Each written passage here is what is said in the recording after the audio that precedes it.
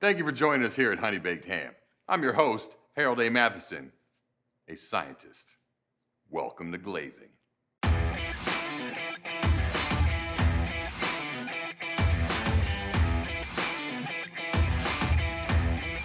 There are 4 phases to perfecting that legendary honey-baked ham glaze.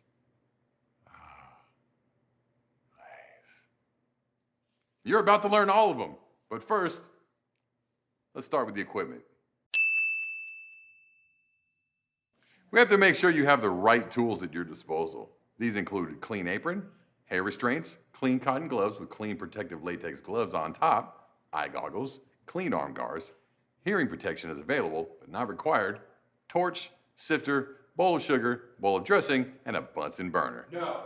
But I'm a scientist. No. Fine. Let's see. I have all my glazing equipment. What's next? Oh yeah! Safety. Safety. Safety second. Just kidding. We all know safety's first. It just happened to be the second item on my list. But now that we've cleared up the confusion, let's go over some glazing safety precautions.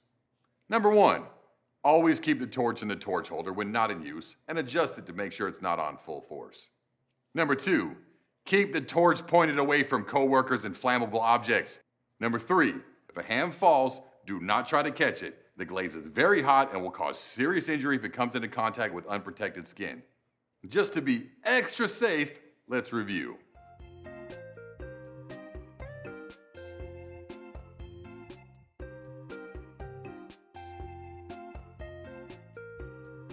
Now that we're safe, it's time to talk about the standard of excellence that every honey-baked ham master glazer must have to deliver the world's best glaze every time.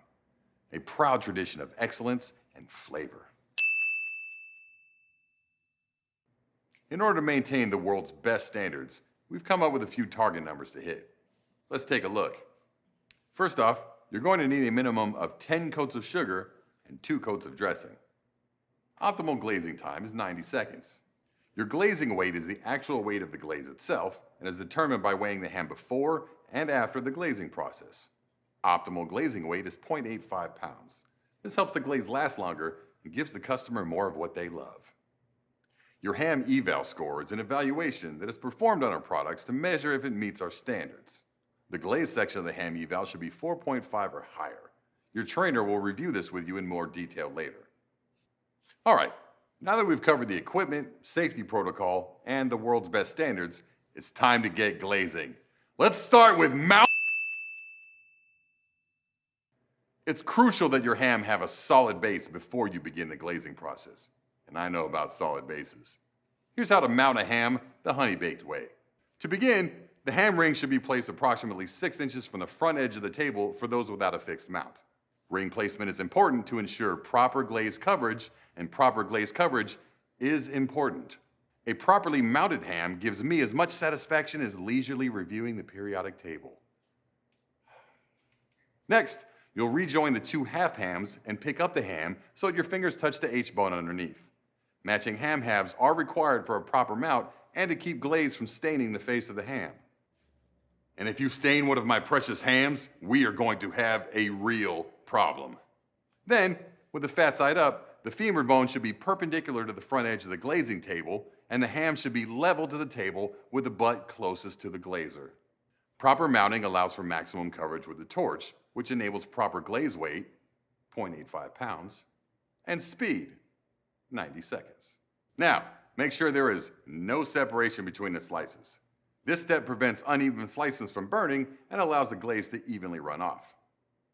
It also prevents glaze from staining the front of the hams, and you know how I feel about staining the ham face. Now that we're securely mounted, it's time for the sugar. Sugar, the sweetest part. The glazing process begins with standing with a ham centered directly in front of you. Position the torch handle in your left hand in a fashion that maximizes your mobility and comfort. Holding the torch 6 inches from the ham maintains the heat across a larger surface area. Further away, the sugar won't melt quickly enough, which can cause glazing time to exceed 90 seconds. Closer than 6 inches would blow off or burn the sugar and create a darker glaze That is unacceptable, Carl. Hold the torch approximately 6 inches from the surface of the ham for optimal heat and keep your arms parallel to each other while glazing. Point the torch head towards the butt end of the ham at a 45 to 90 degree angle. Squeeze the torch trigger until the full capacity of the torch is being utilized. Hold the top edge of the sifter in a fashion that maximizes your mobility and comfort. Fill the sifter approximately 1/3 to 1/2 full with sugar. Filling the sifter 1/3 to 1/2 full allows for a steady flow and provides enough sugar for several applications before refilling. Underfilling causes sugar to flow too quickly, causing unmelted sugar caps. Filling too much prevents proper flow of sugar, and you already know I need my proper sugar flow. Keep the sifter approximately 6 inches above the ham. This motion and the height of the sifter over the ham will ensure complete coverage and allow the torch to more easily follow the sugar to melt evenly. Staying near the center of the ham minimizes waste, keeping sugar on the surface of the ham, not on the table. And while I'm the type of guy who likes to put it all on the table, I make an exception when it comes to glazing hams.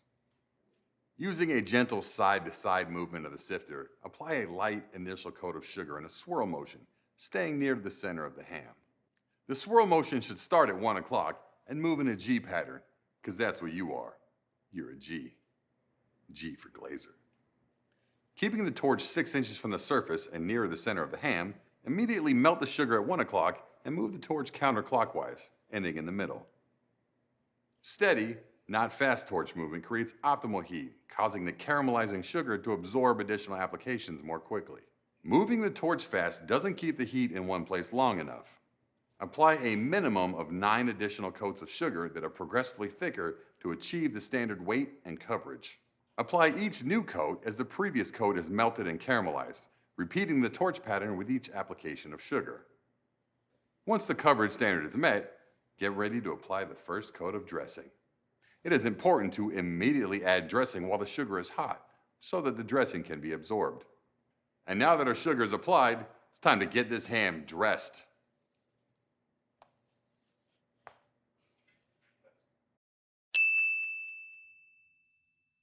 All right, let's dress this ham. The first thing you're going to do is fill the sifter 1/4 full of dressing. Hold the sifter approximately 2 inches off the surface of the ham. Use the side-to-side motion of the sifter to apply the dressing from the butt to shank. Holding the sifter 2 inches from the surface provides even coverage of the ham, minimizes waste, and ensures consistent color and glaze flavor. With the torch 1 inch from the surface of the ham to maximize pressure, move the torch quickly in a back and forth motion from one end to the other to blow off excess dressing. The torch is being used for air pressure, not heat, to blow off excess dressing. The dressing does not melt. It either absorbs or burns. By holding the torch 1 inch from the surface, we are able to maximize the air pressure to blow off any excess unabsorbed dressing. Lift the torch and repeat the previous step. The goal is for all the dressing to be absorbed by the sugar or excess to be blown off. Dry, unabsorbed dressing is gritty and bitter. Now that we're glazed, it's time for remove. Let's get that ham off the ring and over to our fellow scientists to place on the AUAL, also known as gold aluminum foil. Remove the ham from the glazing ring promptly before it cools. Twisting the two halves helps keep the glaze in place on each half and keeps glaze drippings off the face of the ham. A good ham deserves a clean face. Twist the ham to separate the halves before placing the ham on the foil. Last step, place each half on the soaker pad at the rear of the foil. The purpose of the soaker pad is to collect excess juices as the glaze breaks down. Fun fact, extra glaze can actually be used in any number of science experiments that you can conduct at home. Now that we've observed each of the individual steps, let's put it all together and watch as our master glazer demonstrates the full scientific craft of the glazing process from start to finish.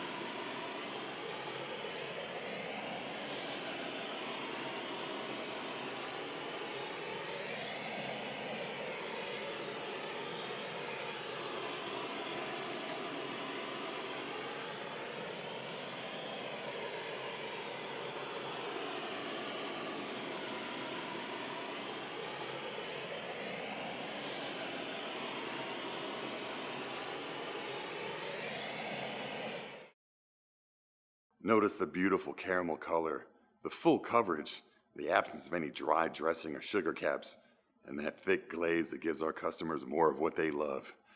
I haven't been this excited since Newton discovered gravity.